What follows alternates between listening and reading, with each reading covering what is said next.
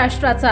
नमस्कार, मी सुद्धा संध्या लाईव्ह मध्ये आपल्या सगळ्यांचं स्वागत। मराठा आंदोलक मनोज जरांगे पाटील आणि राज्याचे उद्योग मंत्री उदय सामंत यांच्या दूरध्वनीवरून झालेली चर्चा अत्यंत वादळी ठरली आहे। अंतरवाली सराटीतून सामंत यांच्याशी संवाद साधताना जरांगे यांनी सत्ताधाऱ्यांवर आक्रमक शब्दात प्रश्नांची सरबत्ती केली। आम्ही एकनाथ शिंदे यांच्यासाठी खस्ता खातो, तरीही आमच्या विरोधात आंदोलन उभारण्यासाठी तुमच्या नेत्यांच्या संस्थांमध्ये नेत्यांच्या बैठका का घेतल्या जात आहेत, असा संतप्त सवाल जरांगे यांनी केला। तसेच प्रवक्तेच एकनाथ शिंदेचा गेम करत आहेत का, असा संशयही त्यांनी व्यक्त केला। यावर शिंदे असे कधीही करू शकत नाहीत असे सांगत उदय सामंत यांनी बाजू लावून धरली। यावेळी शिंदे आणि फडणवीसांचे आमदार पाडण्याची क्षमता मराठा समाजात असल्याचा इशारा जरांगेंनी दिला। या संवादानंतर मनोज जरांगे यांनी महायुती सरकारला थेट इशारा दिला।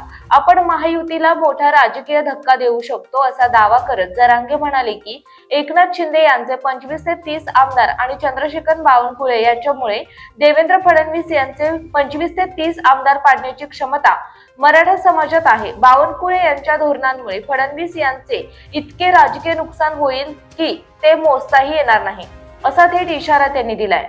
ताज्या आणि महत्त्वपूर्ण बातम्या पाहण्यासाठी आजच आमच्या संध्या लाईव्ह न्यूज चॅनलला YouTube वर सबस्क्राईब करा आणि बेल आयकॉन प्रेस करा।